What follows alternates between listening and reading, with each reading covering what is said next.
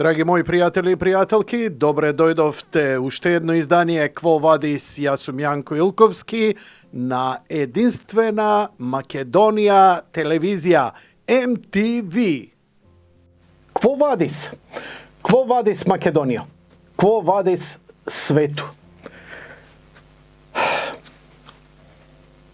Апокалиптични сценарија не прифаќам, колку и да се издржани, да речеме,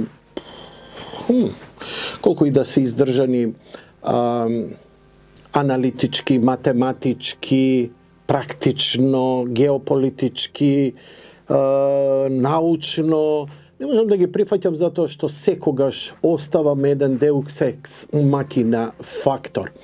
Она што сакам да го научам, тоа е да согледувам повеќе факти и да ги пуштам низ собствен филтер, кој не мора да е точен, но со кој ќе добијам барем приближно добар одговор. Ја не сум светски аналитичар на светската политика, во смисла на она добро познавање кој е министер за внатрешни работи во Израел, кој е министер за надворешни работи во Велика Британија, што изјавил министерот за не знам, за дом и семејство во Унгарија, па од тоа. Но, знаете како, самите клучни детали кои ќе ги земете, она иако нели не можеш, треба, има луѓе кои се занимаваат со малце попродломочено со светска политика, но ја не сум ни аналитичар, а не сум ни толку добар познавач на тие состојби, но имам еден инстинкт и сега го сублимирам тој инстинкт. Зошто? Не никаква ароганција дека сум ја попаметен или подобар. Но во моите 25 години само телевизиско, без радио, искуство, неколку работи кои ама тотално нема врска ми излегува дека се точни. Јас сум ги објаснувал јавно и така натаму. Никогаш не сум сметал дека сум нешто попаметен од било кој, далеку од тоа. Таа ароганција на новинарска ја не ја поседувам. Но ја ги имам резултатите. Знаеш, она чисто, чекај, што сум пишал овдека? 2 плюс 2 плюс 2 еднакво 6. Вау! Браво бе! Си учел математика? Не.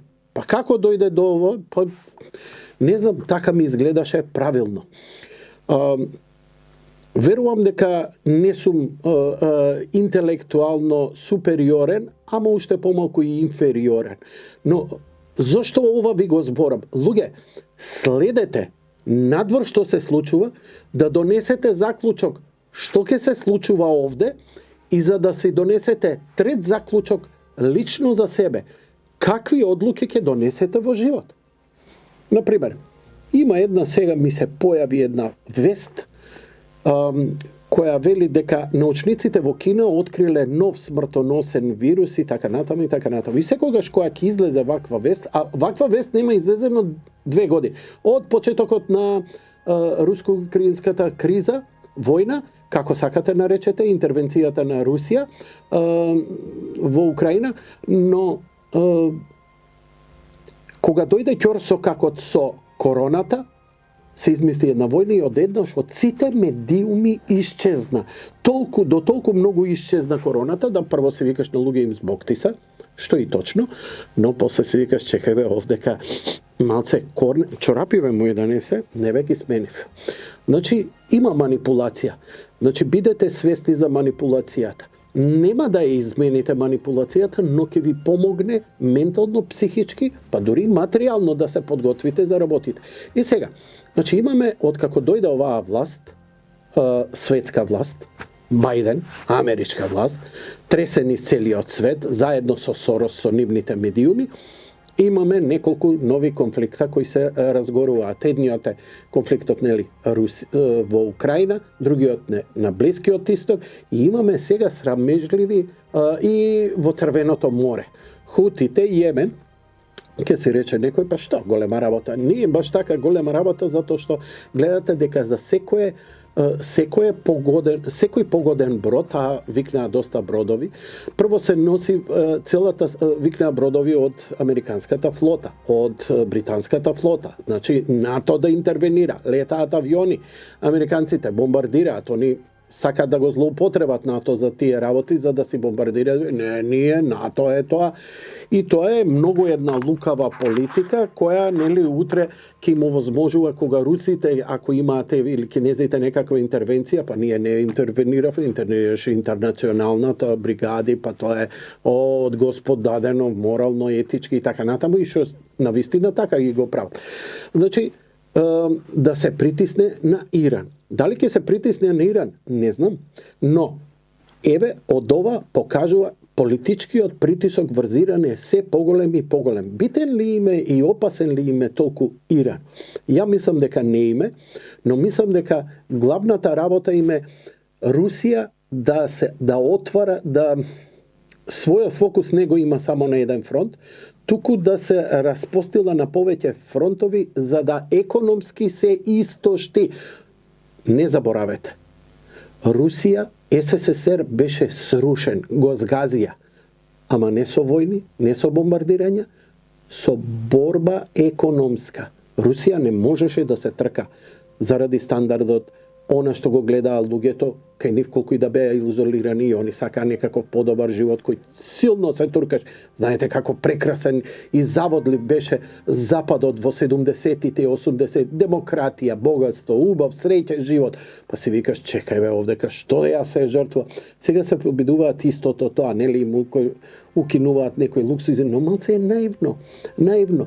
Затоа што историјата кога се повторува, таа е фарса, а фарсата ние ја препознаваме. Но оваа власт, оваквава власт на демокративе е апсолутно најнекадарното нешто. Вакви нивни клонови имаме и кај нас кој не влада. Значи, Иран не е проблем, проблем е да се исцрпи и да се распостеле Русија колку можно помалце низиното влијание, за да може главниот фокус во иднина да се притиска Кина. Дали ќе биде оваа година Тајван или некоја друга, не знам. Голема улога ќе игра и Кореја. Дали ќе има локална нуклеарна војна, не знам. Значи, ја ова неколку пати го зборев, но како ќе се одрази кај нас? Што па ние памет ќе имаме од цело ова? Работата е ние во Македонија да си го подобриме животот, нам ни треба малце да ни се симнат од врат, на нас македонците. Знаме име, идентитет, територијална поделба, устав и така натаму и така натаму. Не е играта да се уништи македонскиот народ, него да си ги смират страстите на комшииве наши, кои уште се со паметот во 19, 18, 17 век пред наша ера, затоа што нивната идеологија врз која почиваат нивните национални темели им се клатат, затоа што македонскиот темел е далеку поголем, подлабок и посуштествен. Така да нив не име многу гајле дали ние ќе бидеме македонци или французи или било што, или граѓани на Северна Македонија. Нив им е битно оваа територија кој ќе ја владае и никако да не биде тука влијателна Србија, никако да не биде влијателна Русија. Зошто? Затоа што така е договорено. Затоа што дури и Трамп и Путин, кога Трамп беше договорено. Но релексот беше многу поголем. За жал, Трамп и администрацијата на Трамп премногу има работа во собствениот дом и знаете што све му се испослучи на човекот. Дури има теории на заговор кои велат дека короната е измислена за да се сруши Трамп, а еве сега како се намирисуваат враќањето на Трамп, имаме за нов повторно вирус кој ќе дошол од короната. И дали сега некакви штик проби сме спремни за нов локдаун, за нов полициски час, за нов карантин, со сиот пап, не знаат што да измислат. Ама зошто? Затоа што им успеа, драги мои, со карантините им успеа да ве уплашат, успеа да ве натераат да се вакцинирате, успеа да ве извадат од памет дека влада е смртоносна болест. Дали сте свесни дека за овие 2 години барем секој од вас еднаш ја прележа короната? На нога. Ама знаеш, колективниот имунитет, знаеш, колективниот сексилитет е уште поголем од што имунитетот. Така што, еве сега последното вели, истражувањата покажуваат дека во суштина ние сме се зафркавале со еден добар облик на грип. Ме боли грбот, не ме боли грбот, добар е грбот, потапшај ме. Шубаво, вака кој ќе... Јанко, што си убав, паметен, добар, згоден, доста бе ме утепа, седи мирен. Сакам да ви кажам, олабајте се малку. Не верувајте на се што слушате, глумете дека се согласувате, затоа што проблем ќе имате. Дали е тоа геј популација, не геј, ЛГБТ, ово, ваму, таму, тие мејнстрими кои сега се глумат. Пазете си го слободата, за да се имаме слободата, мораме да имаме слобода на говор. Она што е најопасно. Деновиве, јас се уште не сум ги видел резултатите, требаше да има гласање во ирскиот парламент, каде што на владата ќе и се даде ингеренции, прв пат во историјата и прва земја која ќе одредува што е говор на омраза и врз тоа да делува. Дали е тоа интернет, дали е тоа политички, дали е тоа приватно, дали е тоа дома. Некој ќе рече, шо ми е гајле, ја не зборам ништо. Знаеш како? Правото на говор, правото на приватност е фундаментална човечка придобивка во демократијата и цивилизацијата. Тоа ако ти немаш што да кажеш сега, тоа не значи дека тоа е небитно. Напротив, тоа се фундаментални човекови права. Слободата на говорот ќе ни ја донесе слободата на подобар живот, на подобра работа, на заштита на семејството, на обстанокот наш личен. Инаку, ќе бидеме само марионети на структури кои ќе одредуваат дали ќе се вакцинираме, дали ќе менуваме пол, дали ќе... Не, секако дека ќе остане нешто, ама малтретирањето, тоа ќе биде па нешто, знаеш како фашистичка Германија. Кога сите, или ќе бидеш фашист, или, бога ми, ќе трпиш. И имаше луѓе што трпеа. Ја викам, а зошто да трпиме? Зошто да им дозволиме да не владеат за да дојдеме на такво дереđе? Како? Слободата на говор, отворен ум, очи, уши, внимателно да се следи и да се делува локално. Не можеме екологијата да го исчистиме светот од смет, ама можеме сопственото срце.